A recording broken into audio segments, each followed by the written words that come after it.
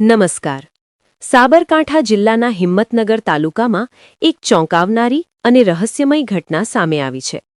આગિયોલ ગામમાં જૂની અદાવતના કારણે એક વ્યક્તિની નિર્દયતાપૂર્વક હત્યા કરવામાં આવી છે. તો બીજી તરફ હત્યાના આરોપીનું બીજા જ દિવસે રહસ્યમય સંજોગોમાં મોત થતાં સમગ્ર પંથકમાં ભારે ચકચાર મચી ગઈ છે. આ ઘટનામાં આગિયોલ ગામના રહેવાસી મોહનભાઈ રાવળ પર તીક્ષ્ણ હથિયારથી જીવલેણ હુમલો કરવામાં આવ્યો હતો, જેમાં તેમનું ઘટના સ્થળે જ મોત નીપજ્યું હતું. આરોપી તરીકે કાનાભાઈ ભીખાભાઈ મકવાણાનું નામ સામે આવ્યું હતું, પરંતુ ઘટનાએ ત્યારે વધુ રહસ્યમય વળાંક લીધો જ્યારે હત્યાના બીજા જ દિવસે આરોપી કાનાભાઈનું મૃતદેહ ગામડી ગામની સીમમાંથી મળી આવ્યો. એક તરફ હત્યાનો ગુનો અને બીજી તરફ આરોપીનું અચાનક મોત. આ બંને બનાવો વચ્ચે કોઈ સંબંધ છે કે નહીં તે મુદ્દે ગામભોઈ પોલીસ દ્વારા ઊંડાણપૂર્વક તપાસ હાથ ધરવામાં આવી રહી છે. હાલ પ્રાથમિક પોસ્ટમોર્ટમ રિપોર્ટમાં આરોપીનું મોત કુદરતી કારણોસર થયાનું સામે આવ્યું છે. છતાં સમગ્ર ઘટનાને લઈને અનેક સવાલો ઊભા થયા છે. ચાલો જોઈએ આ સમગ્ર ઘટનાનો વિગતવાર અહેવાલ. હિંમતનગર તાલુકાના આગિયોલ ગામમાં 28 માર્ચની મોડી રાત્રે મોહનભાઈ રાવળ પોતાના ઘર બહાર નીકળ્યા હતા. તે દરમિયાન જૂની અદાવતને કારણે આરોપી કાનાભાઈ ભીખાભાઈ મકવાણાએ તેમના પર તીક્ષ્ણ હથિયારથી ગળાના ભાગે જીવલેણ હુમલો કર્યો હતો. હુમલો એટલો ગંભીર હતો કે મોહનભાઈનું ઘટના સ્થળે જ કરુણ મોત નીપજ્યું હતું. આ બનાવ બાદ સમગ્ર ગામમાં ભય અને તણાવનો માહોલ ફેલાઈ ગયો હતો.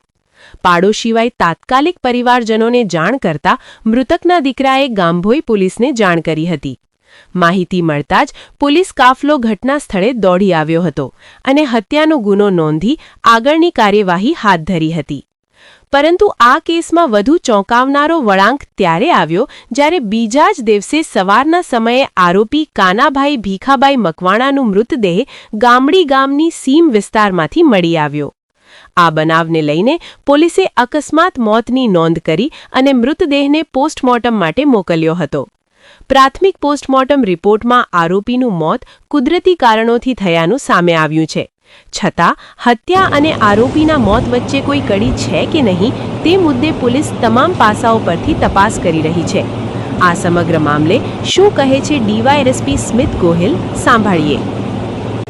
ગઈ તારીખ 28/3/2026ના રાતના 11:30ના અરસામાં ગામભોઈ પોલીસ સ્ટેશન વિસ્તારના આગિયોલ ગામમાં એક મર્ડરનો બનાવ બનવા પામેલો હતો.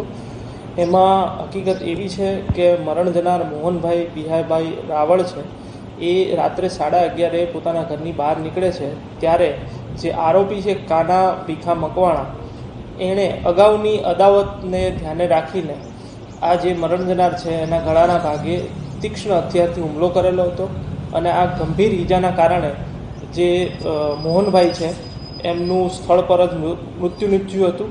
આ બાબતે પાડોશીઓએ જે મોહનભાઈ છે એમના દીકરાને જાણ કરતા તેઓએ તાત્કાલિક પોલીસનો સંપર્ક કર્યો હતો અને પોલીસ જે ગામભોઈ પોલીસ છે એ તાત્કાલિક સ્થળ પર પહોંચેલી હતી અને આ બાબતે ગામભોઈ પોલીસ સ્ટેશન ખાતે ભારતીય ન્યાય સંહિતાની કલમ 103(1) મુજબ અને જીપી એક્ટની કલમ 135 મુજબ ગુનો રજીસ્ટર કરવામાં આવેલ હતો અને આ ગુનાની તપાસ હાલ ગામભોઈ પોલીસ ઇન્સ્પેક્ટર એસ.જે. ગોસ્વામી ચલાવી રહેલ છે.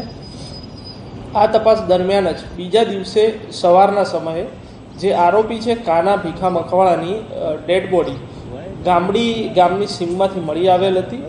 એ બાબતે અકસ્માત મોતની નોંધ કરવામાં આવી હતી અને એમનું બોડીનું પીએમ કરાવવામાં આવ્યું હતું, જેમાં પ્રાથમિક દ્રષ્ટિએ એનું મોત કુદરતી રીતે થયેલું હોવાનું જણાઈ આવેલ છે. તેમ છતાં વધુ સચોટ મૃત્યુનું કારણ જાણવા માટે એના વિસેરા એફએસએલમાં મોકલવામાં આવેલ છે અને ફાઇનલ કોઝ ઓફ ડેથ આવ્યા બાદ મૃત્યુનું સાચું કારણ જાણી શકાશે. હાલ સમગ્ર મામલે ગામભોઈ પોલીસ દ્વારા બંને બનાવોની ગંભીરતાથી તપાસ ચાલી રહી છે. હત્યાના આરોપીનું અચાનક મોત અનેક સવાલો ઊભા કરી રહ્યું છે અને પોલીસ હવે તમામ દિશામાં તપાસ આગળ ધપાવી રહી છે.